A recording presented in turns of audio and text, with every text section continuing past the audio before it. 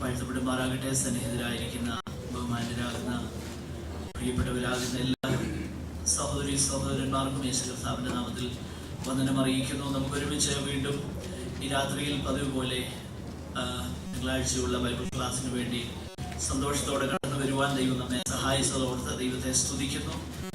വന്നുചേർന്ന നിങ്ങളെ എല്ലാവരെയും കർത്താവിന്റെ നാമത്തിൽ സ്വാഗതം ചെയ്യുന്നു. നമ്മുടെ പല പ്രിയപ്പെട്ടവർക്കും വന്നുചേരുവാൻ കഴിഞ്ഞിട്ടില്ലെങ്കിലും കടന്നു വന്ന നിങ്ങളെ ഓർത്ത് ദൈവത്തെ സ്തുതിക്കുന്നു. വിശേഷിച്ച് കുടുംബങ്ങളായിട്ട് ചില പ്രിയപ്പെട്ടവർക്ക് വന്നിട്ടുണ്ട്. അവരെയും കർത്താവിന്റെ നാമത്തിൽ ഞാൻ സ്വാഗതം ചെയ്യുന്നു. ദൈവം നിങ്ങളെ എല്ലാവരെയും അനുഗ്രഹിക്കുമാറാകട്ടെ. ഈ ദിവസങ്ങളിൽ അപ്പോസ്തല പ്രവൃത്തികളിൽ നിന്നാണ് നമ്മൾ ധ്യാനിച്ചുകൊണ്ടിരിക്കുന്നത്. കഴിഞ്ഞ ദിവസങ്ങളിൽ അപ്പോസ്തല പ്രവൃത്തികൾ 13, 14 അധ്യായങ്ങളെ ആധാരമാക്കി നമുക്ക് ചിന്തിപ്പാനായി ദൈവം നമ്മെ സഹായിച്ചു. നാം ചിന്തിച്ചുകൊണ്ടിരുന്ന വിഷയം അപ്പോസ്തല പ്രവൃത്തികളുടെ കീവേഡ്സ് എന്ന് പറയുന്നത് 1:8 നമ്മൾ ചിന്തിക്കുകയുണ്ടായി. ശക്തി ലഭിച്ചിട്ട് പരിശുദ്ധാത്മാവ് നിങ്ങളുടെ മേൽ വരുമ്പോൾ നിങ്ങൾ ശക്തി ലഭിച്ചിട്ട് യെരുശലേമിലും യഹൂദയിലും ശമരിയയിലും ഭൂമിയുടെ അറ്റത്തോളം എന്റെ സാക്ഷികളാകും എന്നുള്ളതാകുന്ന ആ തിരുവചന ഭാഗത്തെ ആധാരമാക്കി കർത്താവിന്റെ സുവിശേഷം അല്ലെങ്കിൽ കർത്താവിന്റെ സാക്ഷ്യം വഹിക്കുന്ന ആ പ്രക്രിയ ദൈവത്തിന്റെ പരിശുദ്ധാത്മാവ് ആ ശിഷ്യന്മാരിലൂടെ ചെയ്യുന്നത് നമ്മൾ കാണുകയാണ്. ആദ്യം യെരുശലേമിലും യഹൂദയിലും ശമരിയയിലും പിന്നീട് ഭൂമിയുടെ അറ്റത്തോളം എന്നുള്ളതാകുന്ന സകല ജാതികളെയും എന്റെ ശിഷ്യരാക്കിക്കൊള്ളുവീൻ എന്നുള്ളതാകുന്ന ദൈവവചനത്തിന്റെ അല്ലെങ്കിൽ കർത്താവിന്റെ ആജ്ഞയുടെ നിവൃത്തിയായിട്ട് 13-ാമത്തെ അധ്യായത്തിലേക്ക് വരുമ്പോൾ 13, 14 അധ്യായങ്ങളിൽ ഉള്ളതാകുന്ന മിഷണറി യാത്ര, 1-ാമത്തെ മിഷണറി യാത്ര എന്ന് നമ്മൾ വിളിക്കുന്ന ആ വിഷയമാണ് നമ്മൾ ചിന്തിച്ചുകൊണ്ടിരുന്നത്. അതിന്റെ പ്രാരംഭ അധ്യായങ്ങളിൽ അല്ലെങ്കിൽ ആ പ്രാരംഭവാക്യങ്ങളിലുള്ള ചിന്തകളൊക്കെ നമ്മൾ വിശദമായിട്ട് ഏറെക്കുറെ വിശദമായിട്ടൊക്കെ ചിന്തിച്ചു. എങ്കിലും ഒറ്റ വാക്കിൽ ഞാനത് പറയട്ടെ. 1-ാമത്തെ മിഷണറി യാത്രയിൽ സിറിയയിലുള്ളതാകുന്ന അന്ത്യോക്യയിൽ നിന്ന് പുറപ്പെട്ട് കുപ്രോസ് ദ്വീപിൽ സലാമിസ് എന്ന് പറയുന്ന സ്ഥലത്ത് അവിടെ നിന്ന് ആ ദ്വീപിൽ കൂടെ യാത്ര ചെയ്ത് പാഫോസ് എന്ന സ്ഥലത്തെത്തുകയും അവിടെ സെർഗ്യോസ് പൗലോസ് എന്ന് പറയുന്ന ഒരു ഗവർണർ കർത്താവിലേക്ക് തിരികെയും ചെയ്യുന്നത് നാം കണ്ടു. അതിനുശേഷം ഇന്നത്തെ ടർക്കിയുടെ ഭാഗമാകുന്ന ചില ദേശങ്ങളിലേക്ക് പൗലോസും ബർന്നബാസും മർക്കോസും കടന്നു വരുന്നു.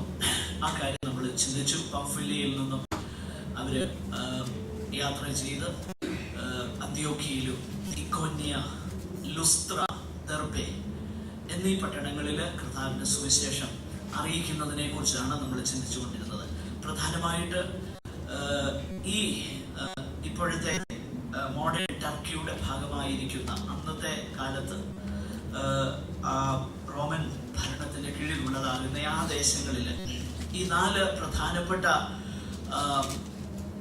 സ്ഥലങ്ങളെയാണ് അല്ലെങ്കിൽ അവിടെയുള്ള സഭകളെയാണ് ഗലാത്യ സഭകൾ എന്ന് വിളിക്കുന്നത് എന്ന് നമ്മൾ ചിന്തിക്കുകയുണ്ടായി. 14-ാമത്തെ അധ്യായത്തില് അതിന്റെ മുതൽ താഴോട്ടുള്ള വാക്യങ്ങളുടെ ആ പ്രധാനപ്പെട്ട സംഭവം നമ്മൾ ചിന്തിക്കുകയുണ്ടായി. ലുസ്ത്രയില് അമ്മയുടെ ഗർഭം മുതൽ മുടന്തനായിരുന്ന ഒരുവന് സൗഖ്യം വരുന്നതും അതേ തുടർന്നുണ്ടാകുന്ന സംഭവ വികാസങ്ങളും നമ്മൾ കഴിഞ്ഞ ആഴ്ചയിൽ ചിന്തിച്ചു നിർത്തിയതാകുന്ന വിഷയം. പ്രാരംഭമായിട്ട് താന് ദൈവമെന്ന് പറഞ്ഞ് അവര് തനിക്ക് യാഗം കഴിപ്പാനായിട്ട് തുനിയുന്നു. എന്നാൽ അതിനെ പ്രയാസത്തോടെ തടുക്കുകയും അതിനുശേഷം പിന്നീട് ആസിയയുടെ മറ്റു ഭാഗത്തു നിന്ന് വന്ന യഹൂദന്മാര് ജനത്തെ വശത്താക്കി പൗലോസിനെ കല്ലെറിയുകയും ചെയ്യുന്ന സംഭവമാണ് നമ്മൾ കാണുന്നത്. അവിടെ നമ്മള് പ്രധാനപ്പെട്ട 2 കാര്യങ്ങൾ അവസാനത്തെ ക്ലാസ്സിൽ നമ്മൾ ചിന്തിച്ചു. ഒന്ന്, ഈ ജനസമൂഹത്തിന്റെ ആ ചാഞ്ചല്യം അല്ലെങ്കിൽ ഫിക്കിൾനെസ് ഓഫ് ദാറ്റ് ബിഗ് മൾട്ടിറ്റ്യൂഡ്. വളരെ പെട്ടെന്ന് അവർ ചാഞ്ചാടുന്നവരാണ്. ലൂക്കോസ് തന്റെ സുവിശേഷത്തിലും അത് വ്യക്തമാക്കുന്നുണ്ട്. ഒരിക്കൽ ദാവീദ് പുത്രൻ ഹോശന്ന എന്ന് പറഞ്ഞ അതേ ജനങ്ങൾ തന്നെ അവനെ ക്രൂശിക്കാൻ എന്ന് പറയുന്നത് ലൂക്കോസ് രേഖപ്പെടുത്തുന്നുണ്ട്. അതുപോലെ തന്നെ ദേവന് സമമായിട്ട് പൂജിക്കാനായിട്ട് അവർ തുനിഞ്ഞു. പക്ഷേ അതിന്റെ ശേഷം പൗലോസിനെ കല്ലെറിയുന്നത് നമ്മൾ കാണുന്നു. എന്നാൽ അതിന്റെ മറ്റൊരു വശം നമ്മൾ കണ്ടു. ഈ 2 സന്ദർഭങ്ങളിലും പൗലോസിന്റെ ആ ക്യാരക്ടർ വാസ്തവ വാസ്തവത്തിൽ വാട്ട് ഹി റിയലി ഈസ് എന്നുള്ളത് നമുക്ക് കാണാൻ കഴിയുന്നു. ഞാൻ ദൈവവചനത്തിൽ നിന്ന് പറയുകയുണ്ടായി, അതായത് സദൃശ്യവാക്യങ്ങളിൽ വിശേഷിച്ച് 27-ാമത്തെ അധ്യായം 21-ാമത്തെ വാക്യത്തിൽ പൊന്നിന് പുടം, വെള്ളിക്ക് മൂശ, എന്നാൽ മനുഷ്യനോ അവന്റെ പ്രശംസ. A man is tested by the praise he receives. മനുഷ്യൻ ആരാണെന്ന് ശരിക്കും മനസ്സിലാകണമെങ്കിൽ അവനെ പുകഴ്ത്തുമ്പോൾ, എല്ലാവരും അവനെ പുകഴ്ത്തുമ്പോൾ അവൻ എന്തായിരിക്കുന്നു എന്നുള്ളതാണ്. മറ്റൊന്ന് 24-ാമത്തെ സദൃശ്യവാക്യം 24:10 നമ്മൾ കണ്ടു, how small is your strength if you falter in times of trouble. നീ കഷ്ടകാലത്ത് ഇടറിപ്പോയാൽ, കുഴഞ്ഞു പോയാൽ നിന്റെ ബലം നഷ്ടം തന്നെ. Okay, how small is your strength. എനിക്കൊന്ന് മലയാളത്തിലേക്കാൾ ഒന്നുകൂടെ വ്യക്തതയുണ്ട് ഇംഗ്ലീഷിലെ translation. How small is your strength if you falter in times of evil. കഷ്ടകാലത്ത് നീ കുഴഞ്ഞു പോയാൽ നിനക്കൊട്ടും ശക്തിയില്ല എന്നാണ് അത് തെളിയിക്കുന്നത്. അതാണ് ആ വാക്കിന്റെ അർത്ഥം. ഈ രണ്ട് കാര്യങ്ങൾ നമ്മൾ ശ്രദ്ധിക്കുകയുണ്ടായി. അതാണ് നമ്മൾ അവസാനമായിട്ട് കഴിഞ്ഞ ആഴ്ചയിൽ ചിന്തിച്ച് നിർത്തിയത്. ഇനിയും തുടർന്ന് ആ വേദഭാഗത്തേക്ക് നമ്മുടെ ശ്രദ്ധ തിരിക്കാം. അതിന്റെ 22 മുതലുള്ളതാകുന്ന 21 മുതലുള്ളതാകുന്ന വാക്യങ്ങൾ ശ്രദ്ധിച്ചാൽ പൗലോസും ബർന്നബാസും തുടർന്ന് അവരുടെ യാത്ര തുടരുന്നതിനെ കുറിച്ച് നമ്മൾ വായിക്കുകയാണ്. അവിടെ പിറ്റേ ദിവസം തന്നെ, എന്നാൽ ശിഷ്യന്മാർ അവനെ ചുറ്റി നിൽക്കുകയിൽ അവൻ എഴുന്നേറ്റ് പട്ടണത്തിൽ ചെന്നു. പിറ്റന്നാൾ ബർന്നബാസിനോടുകൂടെ ദർബയ്ക്ക് പോയി. അവിടെ നിന്ന് പിന്നെയും യാത്ര ചെയ്ത് അനേക മൈലുകൾ യാത്ര ചെയ്ത് താന് ദർബയിലേക്ക് പോകുന്നത് നാം ഇവിടെ വായിക്കുകയാണ്. ദർബയിലുള്ളതാകുന്ന ശുശ്രൂഷയെ കുറിച്ച് അധികമൊന്നും വിശദമായിട്ട് ലൂക്കോസ് രേഖപ്പെടുത്തുന്നില്ല. നിശ്ചയമായിട്ടും അവിടെ ഒരു സഭ ഉടലെടുത്തു എന്നുള്ളത് പിന്നീട് നമുക്ക് മനസ്സിലാക്കാൻ തക്കൊണ്ട് കഴിയുന്നുണ്ട്. എന്നാൽ ലൂക്കോസിന്റെ താന് ഈ ചരിത്രം രേഖപ്പെടുത്തുമ്പോഴൊക്കെ തന്നെ വളരെ സെലക്റ്റീവായിട്ടാണ് കാര്യങ്ങൾ എഴുതുന്നത്. വിശദമായിട്ടൊന്നും പല കാര്യങ്ങളും പറയുന്നില്ല. ദർബയില് കടന്നു ചെന്നു, അവിടെ വചനം ശുശ്രൂഷിച്ചു. എന്നാൽ അവിടെ നിന്ന് ഒരു പക്ഷേ ആ സമയത്ത് ഗായോസ് എന്ന് പറയുന്ന ഒരുവൻ കർത്താവിലേക്ക് തിരിഞ്ഞതായിട്ട് നമുക്ക് മനസ്സിലാക്കാൻ കൊണ്ട് കഴിയുന്നുണ്ട്. അത് അപ്പോസ്തല പ്രവൃത്തി 20-ാമത്തെ അധ്യായം അതിന്റെ 4-ാം വാക്യത്തിൽ നമ്മൾ കാണുന്നു. ദർബക്കാരനായ ഗായോസിനെ കുറിച്ച് അവിടെ രേഖപ്പെടുത്തിയിട്ടുണ്ട്. ആകട്ടെ, ഞാൻ ആ വിഷയം വിശദമായിട്ട് അവിടെ രേഖപ്പെടുത്താത്തത് കൊണ്ട് അതിനെക്കുറിച്ച് കൂടുതലായി നമുക്ക് പറയുവാൻ കഴിയുകയില്ല.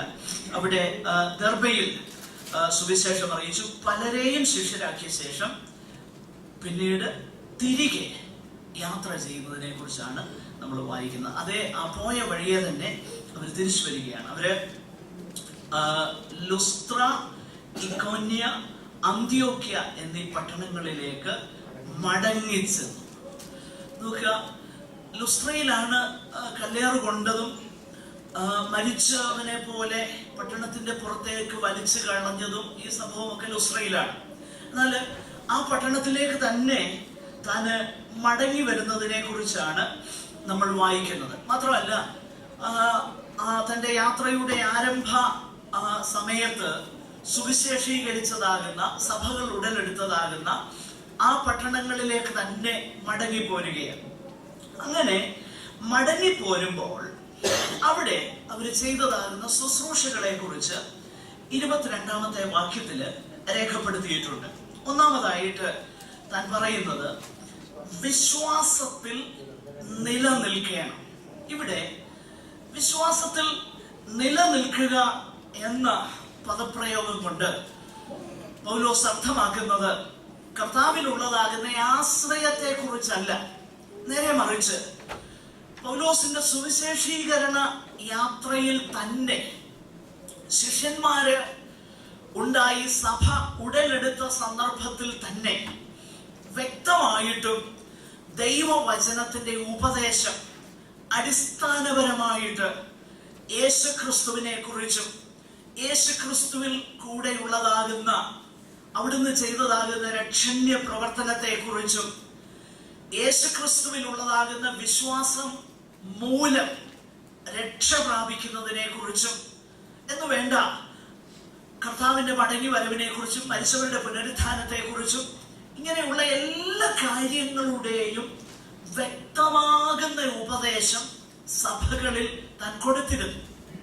അത് മനസ്സിലാക്കണമെന്നുണ്ടെങ്കിൽ നമ്മൾ തെസ്സലോനിക്ക സഭയെ കുറിച്ച് പഠിക്കുമ്പോൾ നമ്മൾ വായിച്ചു നോക്കിക്കഴിഞ്ഞാൽ ഏകദേശം 3-4 ആഴ്ചകൾ അല്ലെങ്കിൽ അതിൽ കൂടുതൽ 6 മാസത്തിൽ താഴെയുള്ളതാകുന്ന സമയത്ത് മാത്രമേ 17-ാമത്തെ അധ്യായത്തിലേക്ക് വരുമ്പോൾ നമ്മൾ കാണുന്നുണ്ട് താൻ അവിടെ ശുശ്രൂഷിച്ചു. എന്നാൽ പിന്നീട് തെസ്സലോനിക്കർക്ക് ലേഖനം എഴുതുമ്പോൾ താൻ ഇങ്ങനെ പറയുന്നുണ്ട്, ഈ കാര്യങ്ങളെ കുറിച്ച് ഞാൻ നിങ്ങളോടുകൂടെ ഇരിക്കുമ്പോൾ തന്നെ പറഞ്ഞത് നിങ്ങൾ ഓർക്കുന്നുവല്ലോ. അപ്പോൾ ഈ കാര്യങ്ങളെ കുറിച്ചെന്ന് തെസ്സലോനിക്ക ലേഖനത്തിൽ പറയുന്നത് ഈ പറയപ്പെട്ട വിഷയങ്ങളൊക്കെയാണ്. ഞാൻ പറഞ്ഞു വരുന്നത്, പൗലോസ് എവിടെയൊക്കെ അല്ലെങ്കിൽ അപ്പോസ്തലന്മാര് എവിടെയെല്ലാം അവർ സുവിശേഷവുമായിട്ട് കടന്നുപോയോ അവിടെയെല്ലാം വ്യക്തമായിട്ടും ദൈവവചനത്തിന്റെ ശരിയായ അടിസ്ഥാനപരമാകുന്ന ഉപദേശ സംഹിത അല്ലെങ്കിൽ വിശ്വാസ പ്രമാണം അവരെ പഠിപ്പിച്ചിരുന്നു. അങ്ങനെയുള്ളതാകുന്ന ആ വിശ്വാസത്തിൽ അവർ നിലനിൽക്കണമെന്ന് ഈ വിശുദ്ധന്മാരെ താൻ പ്രബോധിപ്പിക്കുകയാണ്. അതാണ് നമ്മൾ മനസ്സിലാക്കേണ്ടത്. വിശ്വാസം എന്ന പദം കൊണ്ട് അവിടെ അർത്ഥമാക്കുന്ന അതാണ്. ഇതേ അർത്ഥമാണ് യൂദായുടെ ലേഖനത്തിൽ നമ്മൾ വായിക്കുന്നത്. വിശുദ്ധന്മാർക്ക് ഒരിക്കലായി ഫലമേൽപ്പിക്കപ്പെട്ട അതിവിശുദ്ധ വിശ്വാസത്തിന് വേണ്ടി നിങ്ങൾ പോരാടണം എന്ന് പറഞ്ഞാൽ ആ വിശ്വാസ പ്രമാണം. അതുപോലെ തന്നെ പഥ്യോപദേശം എന്ന് പൗലോസ് അതിനെ വിളിക്കുന്നുണ്ട്. പഥ്യോപദേശം, അതായത് സൗണ്ട് ഡോക്ട്രിൻ, ശരിയായ ഉപദേശം. എന്നിട്ട് തിമോഥെയോസിന്റെ ലേഖനം എഴുതുമ്പോൾ വിശേഷിച്ച് താൻ പറയുന്നുണ്ട്, അവര് പഥ്യോപദേശം പൊറുക്കാതെ, they are not interested to listen to sound teachings. Sound teachings അവർക്ക് ഇഷ്ടമല്ല. അത് പൊറുക്കാതെ, അത് ഇഷ്ടപ്പെടാതെ അവരുടെ itching ears, അതാ പൗലോസ് പറയുന്നത്, അവരുടെ itching ears, they will increase teachers around them to suit their own desires, and who will teach them or who will tell them what their itching ears want to listen. അതായത് അവര് ഉപദേഷ്ടാക്കന്മാരെ പെരുക്കിയിട്ട് അവരുടെ ചെവി കേൾക്കാൻ ഇഷ്ടപ്പെടുന്നത് എന്താണോ അത് പറയുന്ന ഉപദേഷ്ടാക്കന്മാരെ അവരെന്ത് ചെയ്യുമെന്നറിയാമോ? പെരുക്കും. അവര് സത്യത്തിന് ചെവി കൊടുക്കാതെ കെട്ടുകഥ കേൾപ്പാനായി തിരിയുന്ന കാലം വരുമെന്ന് പറയുന്നു. ഇത് വളരെ ഇമ്പോർട്ടന്റ് ആയിട്ടുള്ളൊരു കാര്യമാണ്. ഈ കാര്യം പൗലോസ് അവരോട് പറയുകയാണ്, നിങ്ങള് വിശ്വാസത്തിൽ നിലനിൽക്കണം എന്ന് പറഞ്ഞാൽ വ്യക്തമായി ഈ ഉപദേശ രൂപം അവർക്ക് നൽകിയിരുന്നു. അടിസ്ഥാനപരമായിട്ടുള്ള ഈ ഉപദേശ രൂപം പിന്നീട് ആ ലേഖനങ്ങൾ വായിച്ചു നോക്കിയാൽ അതെന്താണെന്ന് നമ്മൾ കാണുന്നുണ്ട്. ഏത് ലേഖനം എടുത്തു? കൊരിന്ത്യർ ലേഖനം എടുത്തു. താൻ ഇങ്ങനെയാ പറയുന്നത്, 1 കൊരിന്ത്യർ 15-ാം അധ്യായത്തില് തിരുവഴുത്തുകളിൻ പ്രകാരം ഒന്ന് വായിച്ചു. കൊരിന്ത്യർ ലേഖനം 15-ാം അധ്യായം അതിന്റെ 1 മുതൽ താഴോട്ടുള്ള വാക്യങ്ങൾ. അത് അവിടെ കാര്യങ്ങൾ പ്രത്യേകിച്ചുണ്ട്, അതൊന്ന് പറയാൻ വേണ്ടിട്ട് ഒന്ന് വായിച്ചു. എന്നാൽ സഹോദരന്മാരെ, ഞാൻ നിങ്ങളോട് സുവിശേഷിച്ചതും. അപ്പൊ ആദ്യമേ താൻ എന്ത് ചെയ്തു? പറഞ്ഞ കാര്യം വായിച്ചു. നിങ്ങൾക്ക് ലഭിച്ചതും നിങ്ങൾ നിൽക്കുന്നതും. അപ്പൊ അവര് നിൽക്കുക എന്ന് പറഞ്ഞാൽ ഞാൻ സുവിശേഷിച്ചതും ഞാൻ ഉപദേശിച്ചതുമായതിൽ നിങ്ങൾ നിൽക്കുക. അപ്പൊ വിശ്വാസത്തിൽ നിലനിൽക്കണം എന്ന് പറഞ്ഞാൽ ഇതാ പൗലോസ് അർത്ഥമാക്കുന്നത്. വായിച്ചോ വേദഭാഗം. നിങ്ങൾ വിശ്വസിച്ചതും വൃഥാവല്ലെന്ന് വരികിൽ നിങ്ങൾ രക്ഷിക്കപ്പെടുന്നതുമായ സുവിശേഷം നിങ്ങൾ പിടിച്ചുകൊണ്ടാൽ ഞാൻ ഇന്നവിധം നിങ്ങളോട് സുവിശേഷിച്ചിരിക്കുന്നെന്ന് നിങ്ങളെ ഓർമ്മിപ്പിക്കുന്നു. നിങ്ങളെ ഓർമ്മിപ്പിക്കുകയാണ്. എന്ന് പറഞ്ഞാൽ ഞാൻ നിങ്ങളോടൊപ്പം ആയിരുന്നപ്പോ ഇതാ ഞാൻ നിങ്ങളെ പഠിപ്പിച്ചത്. അല്ലാതെ എന്തെങ്കിലുമൊക്കെ പറഞ്ഞ് പോകുകയല്ലായിരുന്നു. വ്യക്തമായും ദൈവവചനത്തിന്റെ ഉപദേശം അവരെന്ത് ചെയ്തു? പഠിപ്പിച്ചു. അവരെ പഠിപ്പിച്ചു. ആ ഉപദേശ സംഹിതയെയാണ് വിശ്വാസം എന്ന പദത്തിനാൽ പൗലോസ് ഇവിടെ അർത്ഥമാക്കുന്നത്. മനസ്സിലായോ? നിങ്ങൾ വിശ്വാസത്തിൽ നിലനിൽക്കണം എന്ന് പറഞ്ഞാൽ ഈ കാര്യങ്ങൾ ഞങ്ങൾ നിങ്ങൾക്ക് ഉപദേശിച്ചു തന്ന ഇതിൽ നിങ്ങൾ നിലനിൽക്കണം. അങ്ങനെ നിലനിൽക്കുന്നു എന്നുള്ളതാണ് വാസ്തവത്തിൽ വീണ്ടും ജനിച്ചതിന്റെ, ദൈവമക്കളായതിന്റെ ഒരു തെളിവ്. ഉദാഹരണത്തിന് യോഹന്നാന്റെ സുവിശേഷം 8-ാം അധ്യായം അതിന് 31-32 ഒന്ന് വായിച്ചു. തന്നിൽ വിശ്വസിച്ച യഹൂദന്മാരോട് യേശു, എന്റെ വചനത്തിൽ നിലനിൽക്കുന്നുവെങ്കിൽ നിങ്ങൾ വാസ്തവമായി എന്റെ ശിഷ്യന്മാരായി. ശ്രദ്ധിച്ചേ, നിങ്ങൾ എന്റെ ശിഷ്യന്മാരായി വാസ്തവമായി. You are truly my disciples provided you remain in my word.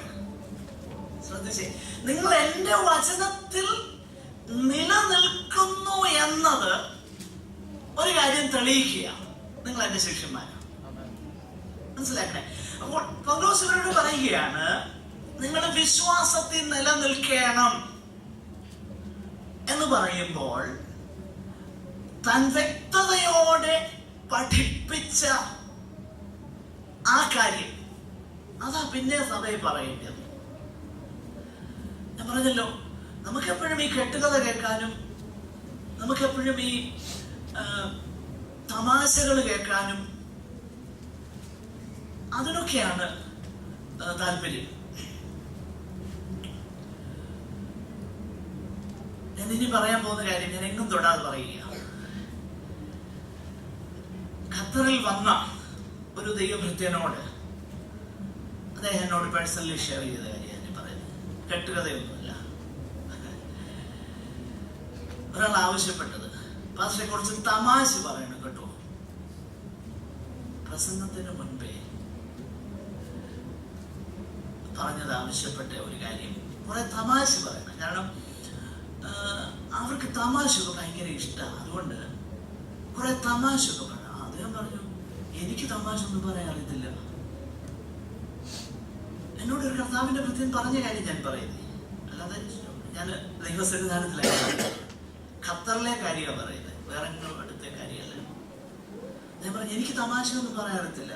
എനിക്ക് വേദപുസ്തകത്തിൽ നിന്ന് ഉപദേശിക്കാൻ അറിയാം, അത് ഞാൻ പറയും. പ്രിയരെ,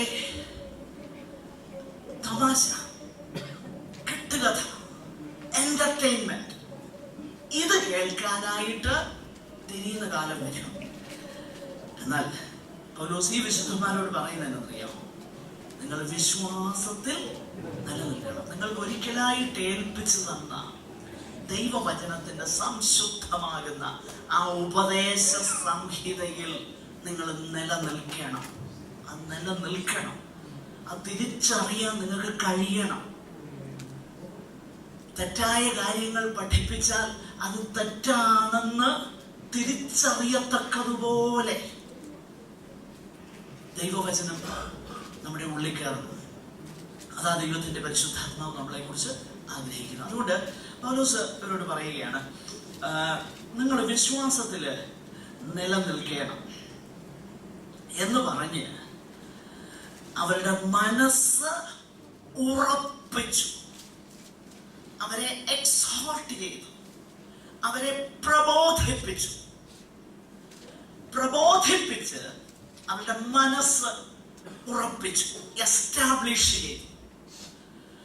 അങ്ങനെയുള്ളതാകുന്ന പ്രബോധനത്തിൽ ഒരു മുന്നറിയിപ്പൂടെയുണ്ട്. ആ മുന്നറിയിപ്പ് ആ വാക്യത്തിൽ നമ്മൾ വായിക്കുന്നുണ്ട്. വിശ്വാസത്തിൽ നിലനിൽക്കണം എന്നുള്ള പ്രബോധനം കൊടുക്കുമ്പോൾ ആ പ്രബോധനത്തിന്റെ ഒപ്പം ഒരു വാണിംഗ്. എന്താണ് ആ വാണിംഗ്? 22-ാം വാക്യം. നാം അനേകം കഷ്ടങ്ങളിൽ കൂടെ ദൈവരാജ്യത്തിൽ കടക്കേണ്ടതാണ്. നാം മനസ്സിലാക്കേണ്ട ദൈവവചനത്തില്, വിശേഷിച്ച് പൗലോസിന്റെ തന്നെ വാക്കുകളിൽ, ദൈവരാജ്യം എന്ന പ്രയോഗം ഇപ്പോഴത്തെ ഒരു റിയാലിറ്റി ആയിട്ടും, ഇപ്പോഴത്തെ ഒരു യാഥാർത്ഥ്യമായിട്ടും, ഇനി വരാൻ പോകുന്ന ഒരു പ്രതീക്ഷയായിട്ടും പ്രത്യാശയായിട്ടും പൗലോസ് പഠിപ്പിച്ചിട്ടുണ്ട്. ഉദാഹരണത്തിന്, സ്വർഗരാജ്യം അല്ലെ ദൈവരാജ്യം ഭക്ഷണമല്ല, പാനീയോ അല്ല, പിന്നെന്തുവാ? നീതിയും സമാധാനവും പരിശുദ്ധാത്മാവിൽ സന്തോഷവുമാണ്. 20-ാമത്തെ അധ്യായം അപ്പോസ്തല പ്രവൃത്തിയിൽ നമ്മൾ വായിക്കുന്നു, നിങ്ങളുടെ ഇടയിൽ ദൈവരാജ്യം പ്രസംഗിച്ചുകൊണ്ട് നടന്ന എന്റെ മുഖം നിങ്ങളിനെ കാണത്തില്ല. ദൈവരാജ്യം. പിന്നെ ഇന്നവ പ്രവർത്തിക്കുന്നവർ ദൈവരാജ്യത്തിൽ കടക്കുകയില്ല എന്ന് ഭാവിയെ കുറിച്ച് താൻ പറയുന്നു. അപ്പോൾ ദൈവരാജ്യം എന്ന് പഠിപ്പിക്കൽ ഒരു പ്രസന്റ് റിയാലിറ്റിയും ഒരു ഫ്യൂച്ചർ എക്സ്പെക്ടേഷനുമായിരുന്നു. ഇപ്പോഴത്തെ ഒരു യാഥാർത്ഥ്യവും വരുവാനുള്ള ഒരു പ്രത്യാശയുമായിട്ടാണ് ദൈവരാജ്യത്തെ അഥവാ സ്വർഗരാജ്യത്തെ ദൈവത്തിന്റെ വചനത്തിൽ പഠിപ്പിച്ചിരിക്കുന്നത്. അങ്ങനെ ആ ദൈവരാജ്യത്തെ കുറിച്ചുള്ള വ്യക്തമാകുന്ന ഉപദേശം കൊടുത്തു.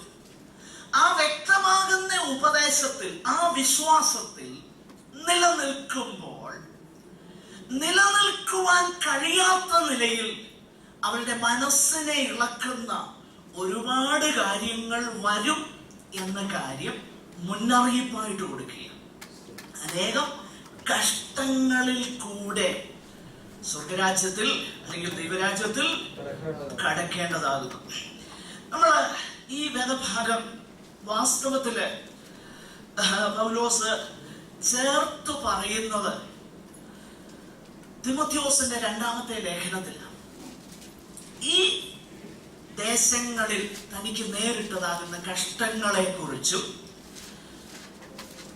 ഈ ഉപദ്രവങ്ങളെ കുറിച്ചും താൻ പറയുന്ന ഒരു വേദഭാഗമുണ്ട്. തിമോഥെയോസിന്റെ 2-ാം ലേഖനം, അതിന്റെ 3-ാം അധ്യായം, അതിന്റെ 8 മുതലുള്ള വാക്യങ്ങളൊക്കെ വായിച്ചു.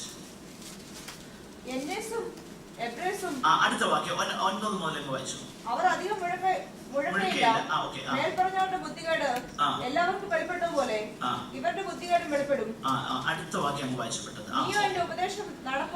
നീയോ എന്റെ ഉപദേശം നടപ്പ്, ഉദ്ദേശം, വിശ്വാസം, ദീർഘക്ഷമ, സ്നേഹം, സഹിഷ്ണുത എന്നിവയും പിന്നെ അന്ത്യോക്യയിലും ഇക്കോന്യയിലും ലുസ്ത്രയിലും എനിക്ക് നോക്കുക. അന്ത്യോക്യയിലും ഇക്കോന്യയിലും ലുസ്ത്രയിലും എനിക്ക് സംഭവിച്ച ഉപദ്രവവും കഷ്ടാനുഭവവും കണ്ടറിഞ്ഞിരിക്കുന്നു.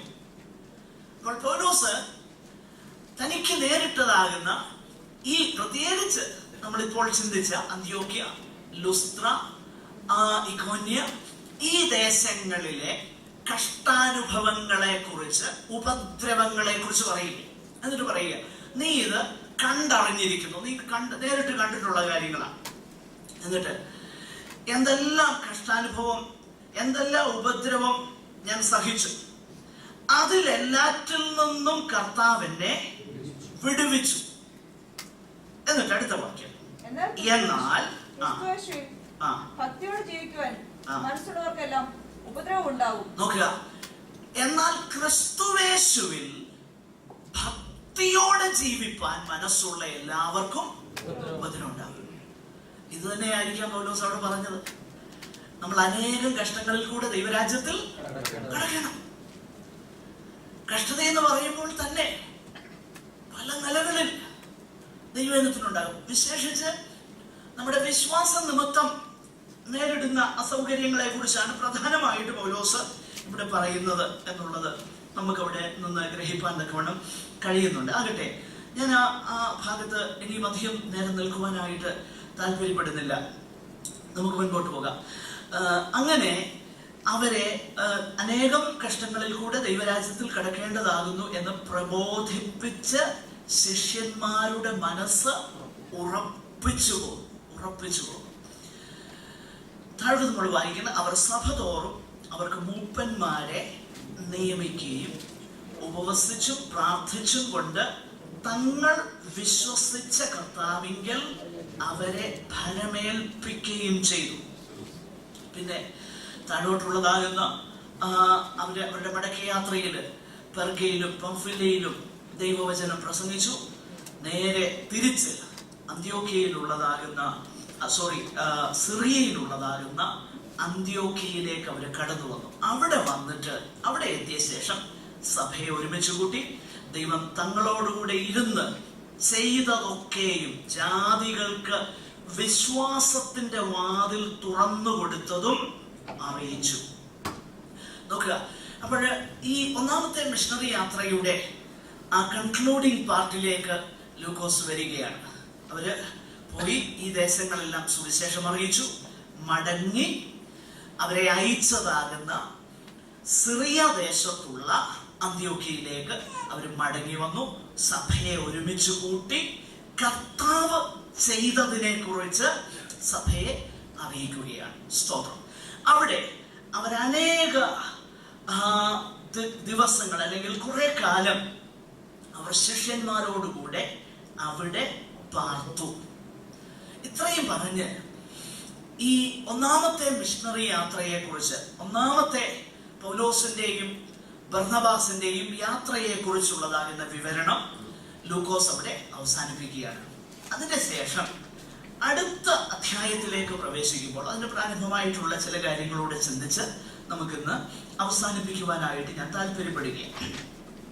അടുത്ത അധ്യായത്തിലേക്ക് പ്രവേശിക്കുമ്പോൾ ഒരു പ്രധാനപ്പെട്ട വിഷയത്തെ കുറിച്ച് ഒരു തീരുമാനത്തിലെത്തുവാൻ യെരുശലേമിലുള്ളതാകുന്ന അപ്പോസ്തലന്മാർ ഒരുമിച്ച് കൂടുന്നതിനെ കുറിച്ചാണ് 15-ാമത്തെ അധ്യായത്തിൽ പ്രധാനമായിട്ട് പറഞ്ഞിരിക്കുന്നത്. 15-ാമത്തെ അധ്യായത്തിൽ ഉള്ളതാകുന്ന ആ വിഷയം, അതിന്റെ പശ്ചാത്തലം അല്പമായിട്ട് നമുക്ക് ചിന്തിക്കാം. ചില രൂപരേഖ അതിനെക്കുറിച്ച് പറഞ്ഞ് നമുക്കത് അവസാനിപ്പിക്കുവാനായിട്ട് കഴിയും. എങ്കിലും ഇന്ന് തുടർന്നുള്ളതാകുന്ന സമയം നമുക്ക് ആ വിഷയത്തെ കുറിച്ച് ചിന്തിപ്പാനായിട്ട് ആഗ്രഹിക്കുകയാണ്. സ്തോത്രം. ഈ പൗലോസും ബർന്നബാസും ജാതികളുടെ ഇടയിൽ സുവിശേഷവുമായിട്ട് കടന്നുപോയി. അനേക ജാതികള് വിശ്വസിച്ച് രക്ഷ പ്രാപിച്ചു. സഭ ഉടലെടുത്തു.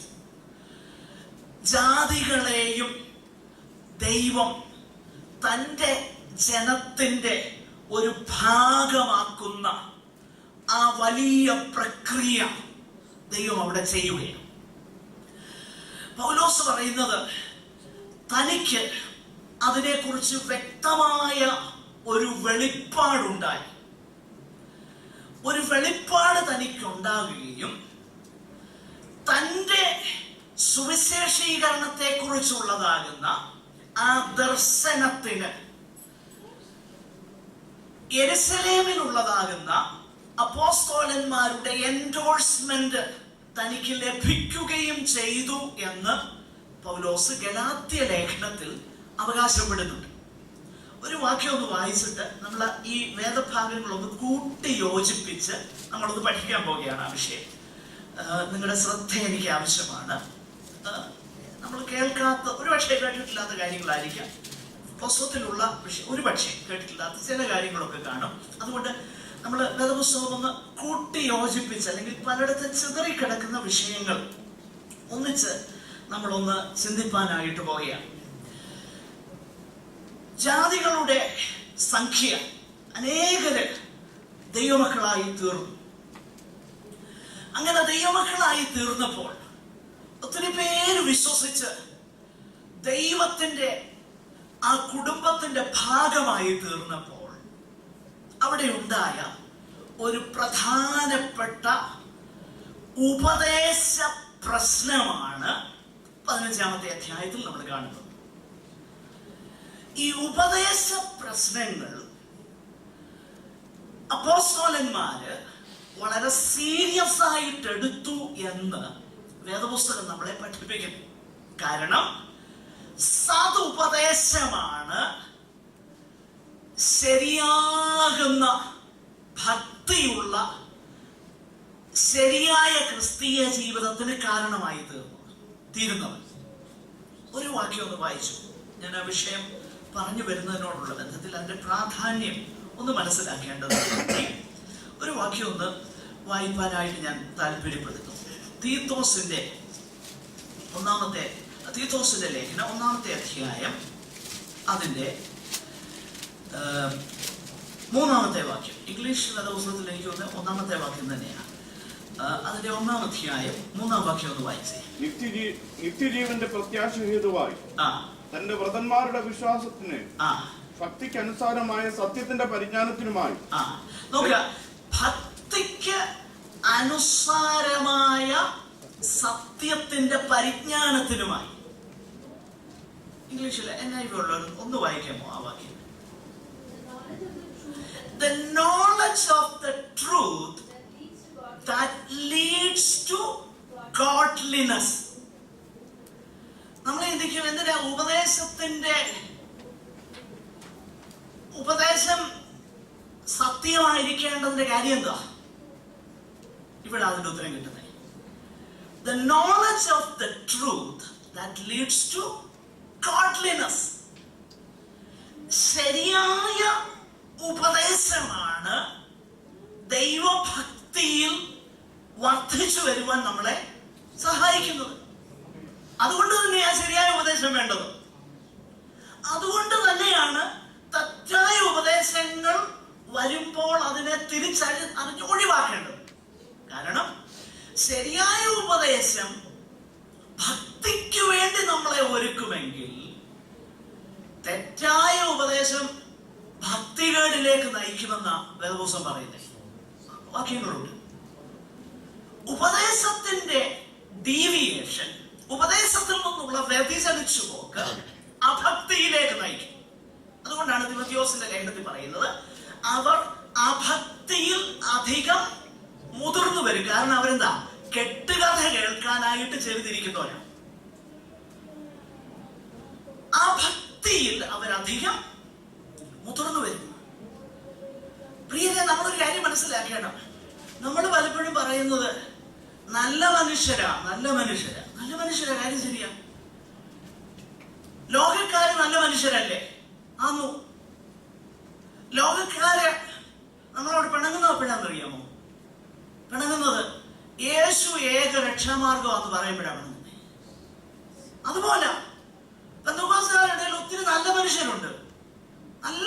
അവരുടെ നല്ല സ്വഭാവം തന്നെയാണ്, സിൻസിയറാണ്. പക്ഷെ അവർക്ക് ഇഷ്ടമില്ലാത്ത എന്നാന്നറിയാമോ? പഥ്യോപദേശം. അപ്പം നമ്മുടെ ഇടയിൽ കുറച്ച് നല്ല മനുഷ്യരുണ്ടാകാനല്ല, പിന്നെ എന്താണെന്നറിയാമോ? ദൈവഭക്തരായവരുണ്ടാകണം. ദൈവഭക്തരായവരുണ്ടാകണമെങ്കിൽ ഭക്തിക്കൊത്ത ഉപദേശം ഉണ്ടാകണം, ജീവിതം ഉണ്ടാകണം. ഇതല്ലെങ്കിൽ പറ്റുകയില്ല. അതുകൊണ്ടാണ് ഉപദേശത്തിന്റെ ഡീവിയേഷൻസിനെ ദൈവവചനം വളരെ സീരിയസ് ആയിട്ട് കാണുന്നത്, വളരെ ഗൗരവത്തോടെ കാണുന്നത്. നമ്മൾ ഈ 15-ാമത്തെ അധ്യായത്തിൽ ഉള്ളതാകുന്ന ആ വിഷയം നമ്മൾ അല്പമായിട്ട് ഒന്ന് ചിന്തിപ്പാനായിട്ട് താല്പര്യപ്പെടുകയാണ്. ഞാൻ പറഞ്ഞല്ലോ, ജാതികള് വിശ്വസിച്ച് അവര് ദൈവത്തിങ്കലേക്ക് കടന്നു വരികയാണ്. പൗലോസ് പറയുകയാണ്, ജാതികളുടെ ഇടയിൽ ഞാൻ പ്രസംഗിക്കുന്ന സുവിശേഷം. എന്താണ് ആ സുവിശേഷം? ഗലാത്യ ലേഖനം 2-ാം അധ്യായം 2-ാം വാക്യം ഒന്ന് വായിക്കും. ഗലാത്യ ലേഖനവുമായിട്ട് ചേർത്താണ് ഈ വേദഭാഗം നമ്മൾ ചിന്തിക്കാൻ. ഞാൻ ബർന്നബാസുമായി തീത്തോസിനെയും കൂട്ടിക്കൊണ്ട് വീണ്ടും യെരൂശലേമിലേക്ക് പോയി. ഞാനൊരു വെളിപ്പാട് അനുസരിച്ചത്രേ പോയത്. ഞാൻ ഓടുന്നതോ ഓടിയതോ വെറുതെ എന്ന് വരാതിരിപ്പാൻ ഞാൻ ജാതികളുടെ ഇടയിൽ സുവിശേഷം അവരോട് വിശേഷാൽ പ്രമാണികളോട് വിവരിക്കും. ഞാൻ ജാതികളുടെ ഇടയിൽ പ്രസംഗിക്കുന്ന സുവിശേഷം ഈ അപ്പോസ്തലന്മാരോട് പറഞ്ഞു. എന്തായിരിക്കും? ഞാൻ പറയുന്നത് ഞാനൊരു വെളിപ്പാടനുസരിച്ച് അങ്ങോട്ട് പോയി.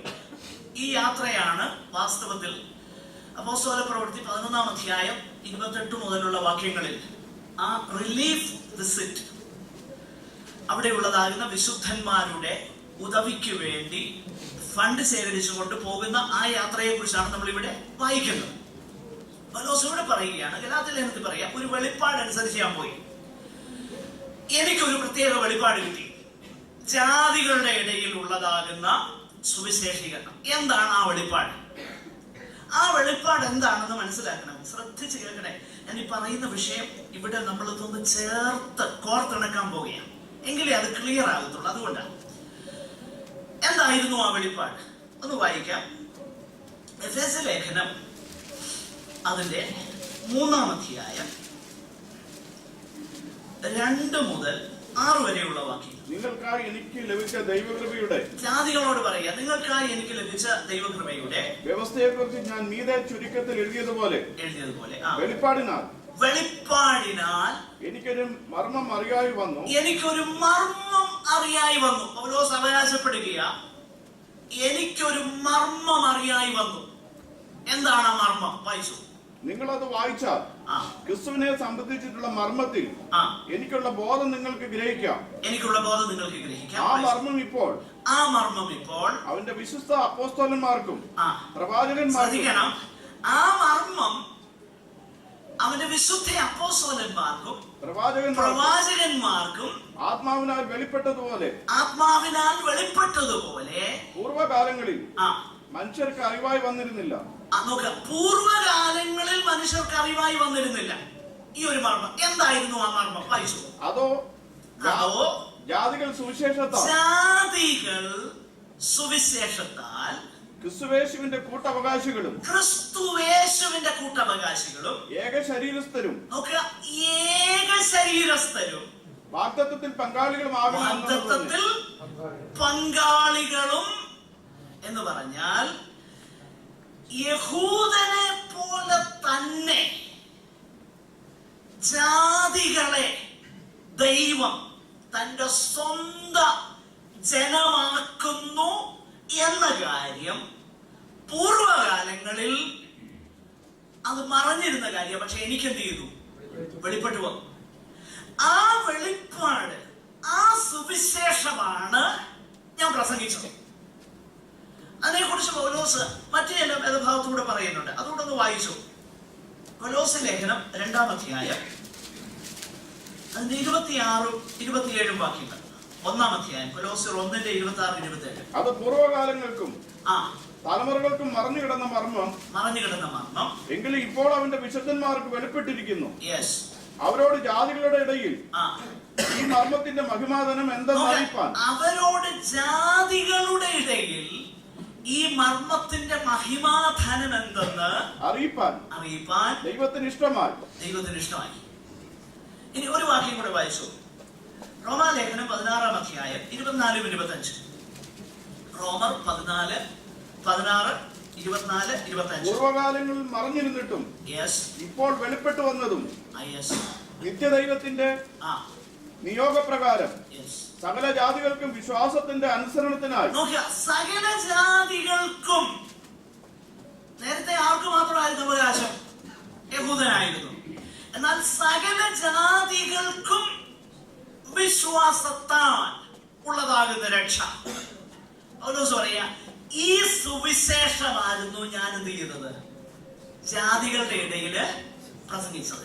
ഈ സുവിശേഷത്തിന് ഒരു എൻഡോഴ്സ്മെന്റ് എനിക്ക് അപ്പോസ്തലന്മാർ തന്നെന്ന് ഗലാത്യർക്ക് ലേഖനം എഴുതുമ്പോൾ താൻ പറയുന്നുണ്ട്. ആകട്ടെ, അങ്ങനെയുള്ളതാകുന്ന സുവിശേഷം പ്രസംഗിച്ചു കഴിഞ്ഞപ്പോൾ ജാതികള് സന്തോഷത്തോടെ അത് ഏറ്റെടുത്തു. നമ്മൾ ഇതിന്റെ 13-ാമത്തെ അധ്യായത്തിൽ 48-ാമത്തെ വാക്യത്തിൽ ജാതികൾ ഇത് കേട്ട് സന്തോഷിച്ച് ദൈവവചനത്തെ മഹത്വപ്പെടുത്തി. നോക്കുക, അപ്പോൾ ജാതികൾ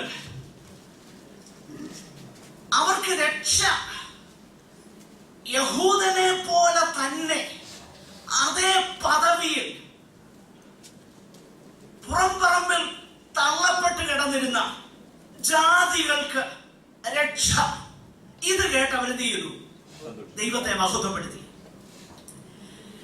അതുകൊണ്ടാണ് ജാതികൾ ഒരുപാട് പേര് വിശ്വസിച്ച് ദൈവസഭയിലേക്ക് വന്നു. അങ്ങനെ ദൈവസഭയിലേക്ക് വന്നു കഴിഞ്ഞപ്പം യഹൂദന് ഒരു കണ്ണുകടി. ഞാനും പറയാ, അവൻ പറയുന്നത് എന്നറിയോ? ഞങ്ങളാണെങ്കിൽ തലമുറകളായിട്ട് മോശയുടെ ന്യായപ്രമാണം അനുഷ്ഠിച്ചു. ഞങ്ങൾ ന്യായപ്രമാണത്തിന്റെ നീതിയെല്ലാം ചെയ്തു. പക്ഷെങ്കില് ഇവിടെ ഇതാ ന്യായപ്രമാണത്തിന്റെ നീതിയും ചെയ്തില്ല, പരിശോധനയും പറ്റില്ല. വിശ്വാസത്താൽ അവർക്ക് എന്ത് കിട്ടി? ദൈവമക്കളെന്നുള്ള പദവി. ഒരു പക്ഷേ അതിന്റെ ഒരു ചെറിയ ചിന്ത തരുന്ന ഒരു ഉപമ കർത്താവ് ഒരിക്കൽ പറഞ്ഞു. അതാ നിലയിൽ വ്യാഖ്യാനിക്കാൻ പറ്റുമോ എന്ന് എനിക്കറിയത്തില്ല, എങ്കിലും ഞാൻ അതിന് അവിടെ ചേർത്തങ്ങ് പറയുകയില്ല. അതായത്, മുന്തിരിത്തോട്ടത്തിൽ ജോലി ചെയ്യാനായിട്ട് ഒരാള് പുറപ്പെട്ടപ്പോ മെനക്കെട്ട് നിൽക്കുന്നവരെ കണ്ട് രാവിലെ പെട്ടെന്ന് ഒരു ഒരു ഒരു ഒരു ഒരു ദിനാരി അത് ഞാൻ തരാം എന്ന് പറഞ്ഞു ഒത്ത് വിളിച്ചോണ്ട് വന്നു. കുറച്ച് കഴിഞ്ഞപ്പോ പിന്നെയും ചെന്ന് വിളിച്ചു. അവരും വന്നു. അവരോടും പറഞ്ഞു ഒരു ദിനാരി തരാം. ഒടുവില് 11-ാം മണി നേരത്ത്, അതായത് നമ്മുടെ ഇപ്പോഴത്തെ 6-ാം മണി, 11-ാം മണി നേരത്ത്, സോറി 5 o'clock, 11-ാം മണി നേരത്ത് മെനക്കെട്ട് നിൽക്കുന്ന കുറെ പേരെ കണ്ടു. അവരോടും പറഞ്ഞു വന്ന് വേദിക്കോളും. എന്നിട്ട് പറഞ്ഞു, ആദ്യം ഒടുവിൽ വന്നതിന് തൊട്ട് ശമ്പളം അങ്ങോട്ട് കൊടുക്കാൻ തുടങ്ങി. അപ്പം ആദ്യം വന്നവര് വിചാരിച്ചെന്നറിയോ? ഒടുവിൽ വന്നോന് ഒന്ന് കൊടുത്തു, അപ്പൊ ഞങ്ങൾക്ക് എന്ത് കിട്ടും? ഞങ്ങൾക്ക് കൂടുതൽ കിട്ടും. പക്ഷെ യജമാൻ എന്തോ ചെയ്തെന്നറിയോ? ആദ്യം വന്നോനും എന്തോ അവിടുത്തെ ഒന്നേ കൊടുത്തുള്ളൂ. ഉടനെ ഇവര് കംപ്ലൈന്റ് ചെയ്തു, ഞങ്ങളെ അവരെ നീ ഈക്വലാക്കി, വെയിലെല്ലാം കൊണ്ട് കഷ്ടപ്പെട്ടത് ഞങ്ങൾ, പക്ഷെ വെയിലും കൊണ്ടില്ല, പ്രത്യേകിച്ച് അധ്വാനിച്ചൊന്നുമില്ല. അവസാനം വന്നവനും എന്താ ഒരു ദിനാരി കൊടുത്തു. ഏകദേശം ഇതാണ് ഇവിടുത്തെ പ്രശ്നം. നോക്കുക, യഹൂദന്റെ പ്രശ്നം എന്നറിയാം, ഞങ്ങൾ ന്യായപ്രമാണം, മോശയുടെ ന്യായപ്രമാണം എല്ലാം അനുഷ്ഠിച്ചു. പക്ഷെ ഇയാൾ ഇറങ്ങിയിട്ട് ഒരു പുതിയ സുവിശേഷം കൊണ്ട് വന്നേക്കുക. വിശ്വാസത്താൽ സഭയിലേക്ക് അവരെ വേറെ ഒരു നിബന്ധനയും വെക്കാതെ ദൈവഭവനത്തിലെ അംഗങ്ങളെന്ന നിലയിൽ. ഇത് ഇവർക്ക് അംഗീകരിക്കാൻ ബുദ്ധിമുട്ടുള്ളൊരു കാര്യമാണ് യഹൂദനെ സംബന്ധിച്ചിടത്തോളം. അപ്പൊ അവരെന്ത് ചെയ്തെന്നറിയാമോ? അവർ ചെയ്ത ഒരു കാര്യം 15-ാമത്തെ അധ്യായത്തിൽ, യഹൂദയിൽ നിന്ന് ചിലർ വന്നു. യഹൂദയിൽ നിന്ന് വന്ന ആ ചിലരെ കുറിച്ച് പൗലോസ് വിശേഷിപ്പിക്കുന്നത് ഇങ്ങനെയാണ്: കലക്കം ഉണ്ടാക്കുന്നവരെന്നാണ്. ട്രബിൾ മേക്കേഴ്സ് എന്നാണ് അവരെ പിന്നീട് വിളിക്കുന്നത്. ഗലാത്യ ലേഖനം 1-ാം അധ്യായം 7-ാം വാക്യത്തിലും 5-10 ട്രബിൾ മേക്കേഴ്സ് എന്ന, കലക്കുന്നവരെന്ന അവരെ വിളിച്ചിരുന്നത്. യഹൂദയിൽ നിന്ന് വന്ന കുറെ പേരെ. ഗലാത്യർ 1:7, 5:10 ഒന്ന് വായിക്കാം. അത് വേറൊരു സുവിശേഷം എന്നല്ല, ചിലർ നിങ്ങളെ കലക്കി. ചിലർ നിങ്ങളെ കലക്കി. നോക്കുക, ദൈവസഭ ഇങ്ങനെ അനുഗ്രഹിക്കപ്പെട്ട നിലയിൽ വരിക. അപ്പൊ അവിടേക്ക് കലക്കം ഉണ്ടാക്കുന്ന ചിലരെന്ത് ചെയ്തു? കടന്നു വന്നു. 2-ാമത്തെ അധ്യായം ഗലാത്യ ലേഖനം അതിന്റെ 4-ാം വാക്യത്തില് പൗലോസ് അവരെ വിളിക്കുന്നത് കള്ള സഹോദരന്മാരെന്നാണ്. നുഴഞ്ഞു വന്ന കള്ള സഹോദരന്മാർ. അപ്പൊ ഇവര് യെരുശലേമിൽ നിന്നും യഹൂദ മതത്തിൽ ശുഷ്കാന്തി പൂണ്ട യഹൂദന്മാരായിരിക്കുന്ന പരീശപക്ഷക്കാരായിരിക്കുന്ന വിശ്വാസികളെന്ന് തങ്ങളെ തന്നെ വിശേഷിപ്പിക്കുന്ന ഒരു കൂട്ടർ സിറിയയിലുള്ള അന്ത്യോക്യ സഭയിലേക്ക് വന്നു. അവർ വന്നിട്ട് എന്താണ് അവർ പഠിപ്പിച്ചത്?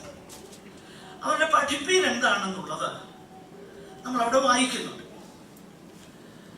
ഒന്നാമത്തെ വാക്യത്തിൽ തന്നെയുണ്ട്, വായിച്ചു. നിങ്ങൾ മോശ കൽപ്പിച്ച ആചാരം അനുസരിച്ച് പരിച്ഛേദന ഏൽക്കാഞ്ഞാൽ രക്ഷ പ്രാപിപ്പാൻ കഴിയുകയില്ല എന്ന് നോക്കുക. അപ്പൊ ഇതുവരെ 14:27 നമ്മൾ കണ്ടു, ജാതികൾക്ക് വിശ്വാസത്തിന്റെ വാതില് ദൈവം തുറന്നു കൊടുത്തെന്ന് പറഞ്ഞു.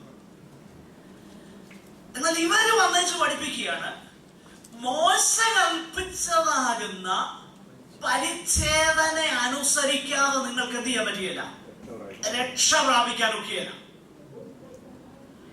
അപ്പൊ ഇതായിരുന്നു അവരുടെ പഠിപ്പിക്കൽ. എന്നാൽ ഇത് മാത്രമായിരുന്നില്ല അവരുടെ പഠിപ്പിക്കൽ. അതിന്റെ 5-ാം വാക്യം, പരീശപക്ഷത്തിൽ നിന്ന് വിശ്വസിച്ച ചിലർ എഴുന്നേറ്റു, അവരെ പരിച്ഛേദന കൽപ്പിക്കുകയും മോശയുടെ ന്യായപ്രമാണം ആചരിപ്പാൻ കൽപ്പിക്കുകയും വേണം. അപ്പം ഒരു ആചാരം മാത്രം പോരാ, മോശയുടെ ന്യായപ്രമാണം മുഴുവൻ അംഗീകരിച്ചെങ്കിൽ അല്ലെങ്കിൽ അത് ആചരിച്ചെങ്കിലേ നിങ്ങൾ എന്ത് ചെയ്യാൻ പറ്റത്തുള്ളൂ, രക്ഷപ്പെടത്തുള്ളൂ. അപ്പൊ ചുരുക്കം പറഞ്ഞു കഴിഞ്ഞാൽ, യേശുക്രിസ്തുവിലുള്ള വിശ്വാസത്താൽ കൃപയാലുള്ള രക്ഷയെ കുറിച്ച് പൗലോസ് പഠിപ്പിച്ചപ്പോൾ ഇവര് വന്ന് പഠിപ്പിച്ചു, അത് പോരാ, പ്രവൃത്തി കൊണ്ട് എന്ത് ചെയ്യണം, രക്ഷപ്പെടണം. ഇതായിരുന്നു അന്ത്യോക്യയിൽ ഇവരും അന്ന് ഉപദേശിച്ച ഉപദേശം. ഇനി മാത്രമല്ല, ഈ സന്ദർഭത്തിൽ അല്ലെങ്കിൽ ഈ പ്രത്യേക വിഷയം ഉണ്ടാകുമ്പോൾ, അത് കഴിയുമ്പോൾ അതിനെക്കുറിച്ചൊരു തീർപ്പ് കൽപ്പിക്കേണ്ടതിന് യെരുശലേമിലേക്ക് പോകുമ്പോൾ എഴുതിയ ലേഖനമാണ് ഗലാത്യ ലേഖനം. ആ ഗലാത്യ ലേഖനത്തിൽ അതിന്റെ 2-ാം അധ്യായം 11 മുതലുള്ള വാക്യങ്ങളിൽ ഇവിടെ എന്തൊക്കെ സംഭവിച്ചു എന്ന് അവിടെ രേഖപ്പെടുത്തിയിട്ടുണ്ട്. അതായത് അന്ത്യോക്യയിലുള്ളതാകുന്ന സഭയിൽ യെരുശലേമിൽ നിന്ന് വന്ന ഉപദേഷ്ടാക്കന്മാർ പഠിപ്പിച്ചതാകുന്ന വിഷയം കൊണ്ട് എന്താ സംഭവിച്ചത്? അത് പൗലോസ് ഗലാത്യർക്ക് ലേഖനം എഴുതുമ്പോൾ, ഗലാത്യ ലേഖനം ഈ പ്രശ്നത്തോട് ബന്ധപ്പെട്ട് അതിന്റെ 2-ാമത്തെ വാക്യത്തിൽ നമ്മൾ കണ്ടു, യെരുശലേമിലെ അപ്പോസ്തലന്മാരുടെ അടുക്കിലേക്ക് പോകണം എന്ന് നിശ്ചയിച്ചു. ആ യാത്രയിൽ എഴുതിയ ലേഖനമാണ് ഗലാത്യ ലേഖനം. അപ്പൊ ഗലാത്യ ലേഖനം നമ്മൾ ഇവിടെയാ പ്ലേസ് ചെയ്യേണ്ടത്. ഗലാത്യ ലേഖനത്തിന്റെ സാഹചര്യം ഇതാണ്. അപ്പോൾ അവിടെ ആ ലേഖനത്തിൽ ഈ അന്ത്യോക്യയിൽ എന്ത് സംഭവിച്ചു എന്ന് വെളിച്ചം വീശുന്ന ചില കാര്യങ്ങളുണ്ട്. 2-ാം അധ്യായം അതിന്റെ 11-ാമത്തെ വാക്യം മുതൽ വായിച്ചു. എന്നാൽ കേഫാവും അന്ത്യോക്യയിൽ വന്നവർ അവനിൽ കുറ്റം കാണുകയാ, ഞാൻ അഭിമുഖമായി അവനോട് എതിർത്തു നിന്നു. നോക്ക്, അവിടെ നമ്മൾ വായിക്കുന്നതാകുന്ന ഒരു വിഷയം, ഈ ഉപദേഷ്ടാക്കന്മാര് വന്നു, അതുവരെ കേഫാവും പത്രോസ് അവിടെ ഉണ്ട്. അടുത്ത വാക്യം വായിച്ചേ.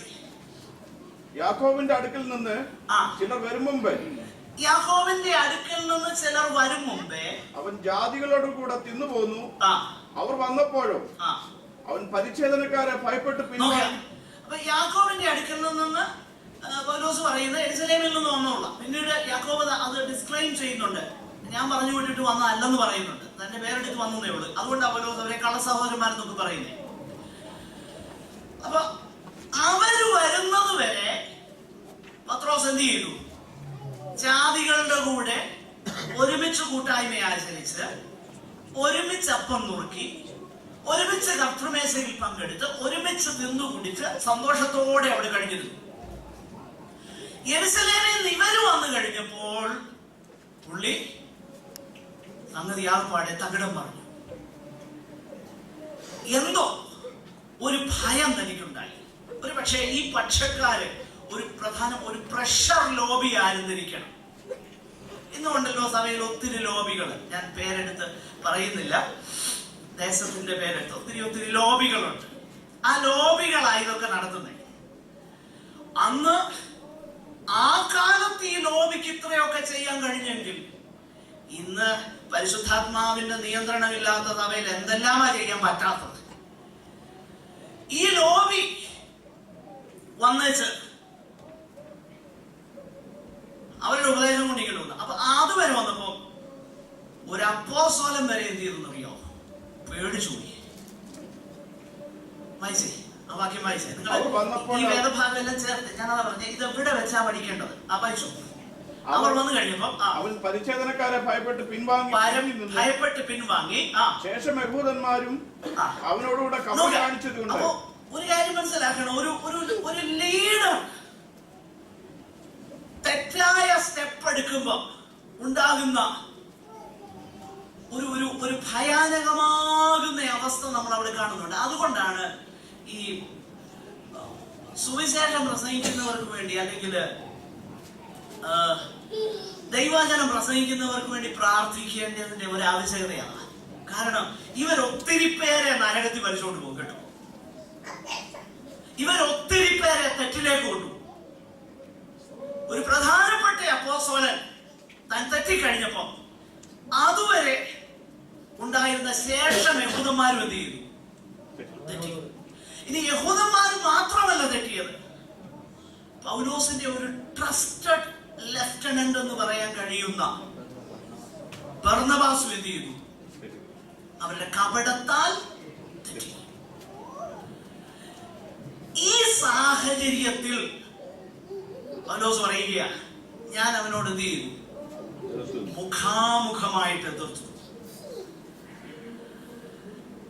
നമ്മൾ മനസ്സിലാക്കണം, ഇത് ഒരു പേഴ്സണൽ ഇഷ്യൂ അല്ല.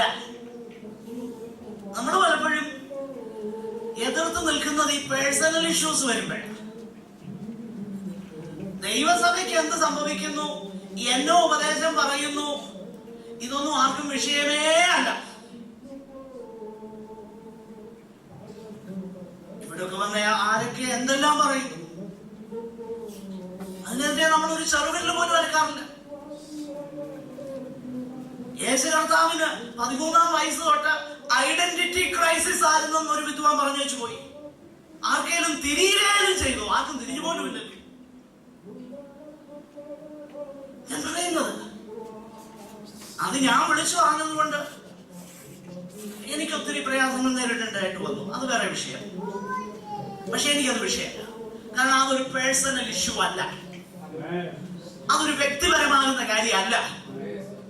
അത് ദൈവ വചനത്തിന്റെ വിഷയമാണ്, ഉപദേശത്തിന്റെ വിഷയമാണ്, ദൈവസഭയുടെ വിഷയമാണ്. അതുകൊണ്ട് എനിക്കത് വിഷയമല്ല, അതൊരു പേഴ്സണൽ കാര്യമല്ല. ഇതേ കാര്യമാണ് പൗലോസ് ചെയ്യുന്നത്. അന്ത്യോക്യയിൽ പത്രോസ് വന്നു കഴിഞ്ഞപ്പോൾ അവന്റെ കപടത്താൽ അനേകരെന്ത് ചെയ്തു? തെറ്റിപ്പോകാനിട വന്നു.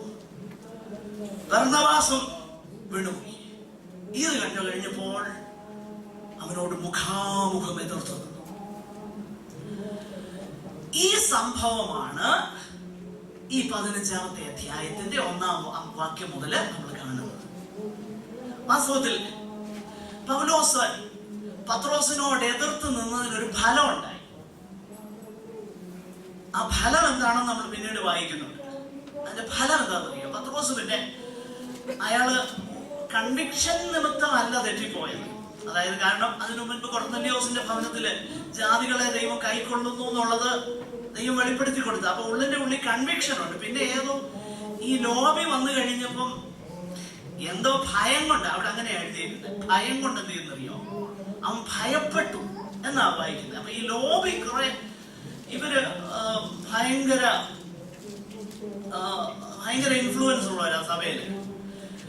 അതുകൊണ്ട് ഈ ലോബിയുടെ ഒരു പക്ഷെ എന്താ ഭയം എന്ന് എനിക്കറിയത്തില്ല. ഇന്നായിരുന്നതുകൊണ്ട് ഞങ്ങളൊക്കെ ഭയപ്പെട്ടേനെ, ഇങ്ങനെ നിന്നെ ഒന്ന് അവിടെ അടുപ്പിക്കുകയെന്ന് പറയും.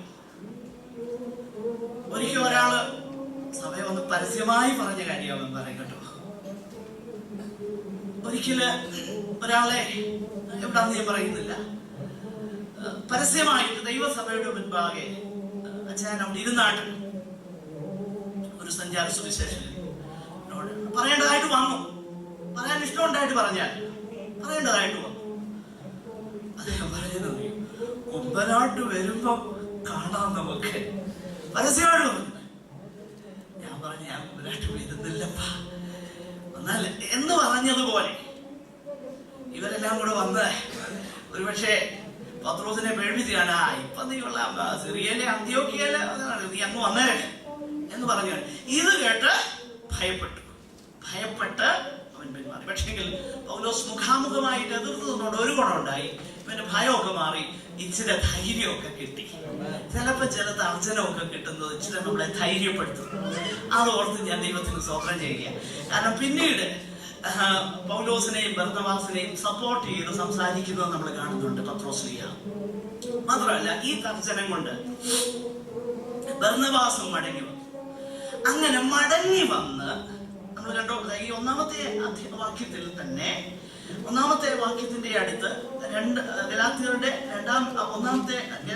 ലേഖനം 2-ാം അധ്യായം 11 മുതൽ 16 വരെയുള്ള വാക്യം കൂടെ ചേർത്ത് വായിച്ചിട്ട് നമ്മൾ ആ 2-ാം വാക്യത്തിലേക്ക് വരുമ്പോൾ നമ്മളവിടെ കാണുന്നു, ബർന്നബാസിനും പൗലോസിനും അവനോട് അല്പമല്ലാത്ത വാദവും തർക്കവും ഉണ്ടായിട്ട് പൗലോസും ബർന്നബാസും അവരിൽ മറ്റു ചിലരും ഈ തർക്ക സംഗതിയെ പറ്റി യെരുശലേമിൽ അപ്പോസ്തലന്മാരുടെയും മൂപ്പന്മാരുടെയും അടുക്കൽ പോകണം എന്ന് നിശ്ചയിച്ചു. അപ്പോൾ ദൈവസഭയുടെ കൗൺസിൽ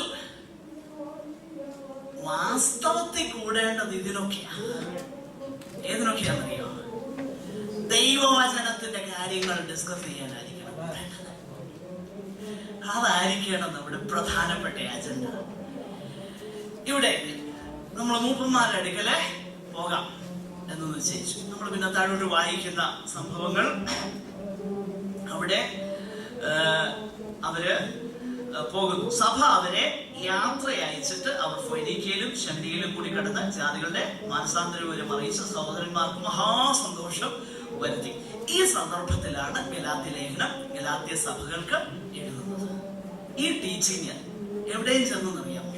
ഈ പറയപ്പെട്ട അന്ത്യോക്യ, ഇക്കോന്യ, ലുസ്ട്ര, ദെർബെ എന്ന സഭകളിലും ഈ പഠിപ്പിക്കലിരുന്നു. അതായത് നിങ്ങൾക്ക് പരിച്ഛേദനയേറ്റ് മോശയുടെ ന്യായപ്രമാണം അനുസരിച്ചെങ്കിൽ മാത്രമേ നിങ്ങൾ രക്ഷപ്പെടത്തുള്ളൂ. അതിനെതിരെയുള്ളതാകുന്ന ഒരു തെറ്റായ ഉപദേശത്തെ ഖണ്ഡിച്ചുകൊണ്ടുള്ള ലേഖനമാണ് ഗലാത്യ ലേഖനം. അപ്പൊ ഗലാത്യ ലേഖനം നമ്മൾ ഈ സംഭവമായിട്ട് ചേർത്ത് പഠിക്കുമ്പോൾ ഇതിന്റെ വെളിച്ചത്തിൽ ഗലാത്യ ലേഖനം ഒന്ന് വായിച്ചു നോക്ക്, കാര്യം കുറച്ചുകൂടെ ക്ലിയർ ആകും. ഞാനെന്താ പറഞ്ഞത്, ദൈവവചനം ആ വചനം കൊണ്ട് തന്നെ നമ്മൾ ഒന്ന് ചേർത്ത് പഠിക്കുമ്പോൾ ഈ കാര്യം നമുക്ക് വ്യക്തതയോടെ മനസ്സിലാക്കുവാൻ തക്കവണ്ണം കഴിയും. ഞാൻ എൻ്റെ വാക്കുകളെ അവസാനിപ്പിക്കുകയാണ്.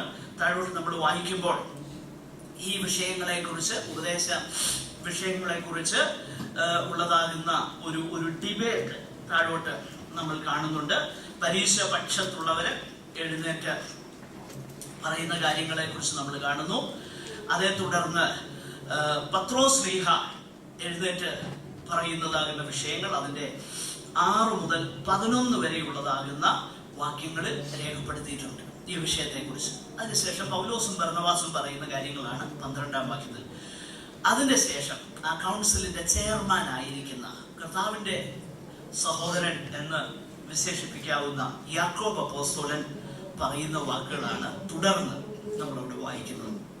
അവിടെ ഒരു പ്രത്യേക സംഗതി താൻ അവിടെ പറയുന്നത് ഇങ്ങനെയാണ്. അതിന്റെ 15 മുതലുള്ളതാകുന്ന വാക്യങ്ങളിൽ ഇതിനോട് പ്രവാചകന്മാരുടെ വാക്യങ്ങളും ഒക്കുന്നു. എന്നിട്ട് അനന്തരം ഞാൻ ദാവീദിന്റെ വീണുപോയ കൂടാരത്തെ വീണ്ടും പണിയും, അതിന്റെ ശൂന്യശിഖരങ്ങളെ വീണ്ടും പണിത് അതിനെ നിവർത്തും. മനുഷ്യരിൽ ശേഷിച്ചവരും എന്റെ നാമം വിളിച്ചിരിക്കുന്ന സകല ജാതികളും കർത്താവിനെ അന്വേഷിക്കും എന്ന് ഇത് പൂർവ്വകാലം മുതൽ അറിയിക്കുന്ന കർത്താവ് അരുളി ചെയ്യുന്നു. നോക്കുക, ആമോസ് പ്രവാചകന്റെ പുസ്തകത്തിലുള്ളതാകുന്ന ഒരു കൊട്ടേഷൻ അത് എടുത്ത് താൻ ഉദ്ധരിച്ചു പറയുകയാണ്, ഈ സംഗതി നിവൃത്തിയായത് യേശുക്രിസ്തുവിലൂടെയാണ്.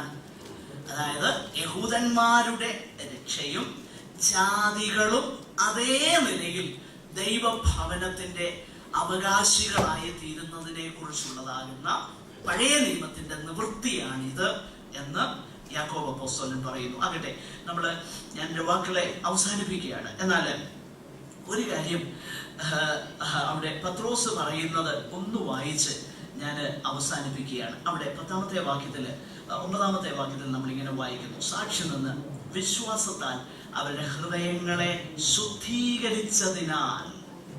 8-9 ഹൃദയങ്ങളെ അറിയുന്ന ദൈവം നമുക്ക് തന്നതുപോലെ അവർക്കും പരിശുദ്ധാത്മാവിനെ കൊടുത്തുകൊണ്ട് സാക്ഷി നിന്ന് വിശ്വാസത്താൽ അവരുടെ ഹൃദയങ്ങളെ ശുദ്ധീകരിച്ചതിനാൽ നമുക്കും അവർക്കും തമ്മിൽ ഒരു വ്യത്യാസവും വെച്ചിട്ടില്ല. ഇത് ഭയങ്കര സന്തോഷം തരുന്ന ഒരു വേദഭാഗം. അതായത് യഹൂദനെന്നും ജാതികളും രക്ഷയോടുള്ള ബന്ധത്തിൽ ഒരു വ്യത്യാസവും വെച്ചിട്ടില്ല. മാത്രമല്ല, ഹൃദയങ്ങളെ അറിയുന്നവനാകുന്ന കർത്താവ് ആ പുറമേയുള്ള ആചാര അനുഷ്ഠാനങ്ങളിൽ കൂടെയല്ല, പിന്നെയോ യേശുവിന്റെ രക്തത്താൽ നമ്മുടെ ഹൃദയങ്ങളെ ശുദ്ധീകരിച്ചതിനാൽ നമ്മെ ദൈവമക്കളാക്കി തീർത്തു. ഈ കാര്യമാണ് നമ്മളവിടെ വായിക്കുന്നത്. രക്ഷയുടെ ഉപദേശത്തെ കുറിച്ചുള്ളതാകുന്ന ആശയക്കുഴപ്പമുണ്ടായപ്പോൾ അത് വ്യക്തമായും തെളിയിക്കപ്പെടേണ്ടതിന് അവരാഗ്രഹിച്ചു. ഇതേ മനോഭാവമാണ് ഇന്നും ദൈവസഭയിൽ നിന്ന് ദൈവം ആഗ്രഹിക്കുന്നത്. ഉപദേശപരമാകുന്ന വിഷയങ്ങളിൽ വ്യക്തതയുണ്ടാകണം. നമ്മൾ വിശ്വസിച്ചിരിക്കുന്ന കാര്യം എന്തെന്ന് വ്യക്തമായി നമ്മൾ മനസ്സിലാക്കണം. നമ്മിലുള്ള പ്രത്യാശയെക്കുറിച്ച് ന്യായം ചോദിക്കുന്ന ഏവനോടും മറുപടി പറയത്തക്ക നിലയിലുള്ള ബോധ്യം നമ്മുടെ ഹൃദയത്തിൽ ഉണ്ടായിരിക്കണം. ഇത് ദൈവം നമ്മെക്കുറിച്ച് ആഗ്രഹിക്കുന്ന കാര്യമാണ്. അതിനായി കർത്താവ് നമ്മെ സഹായിക്കട്ടെ. കർത്താവിന് വരുവതാമസിച്ചാൽ അടുത്ത ആഴ്ചയിൽ നമുക്ക് തുടർന്ന് ചിന്തിക്കാം. ദൈവം ഈ വചനങ്ങളാൽ നമ്മെ അനുഗ്രഹിക്കട്ടെ. സഹോദരന്മാർ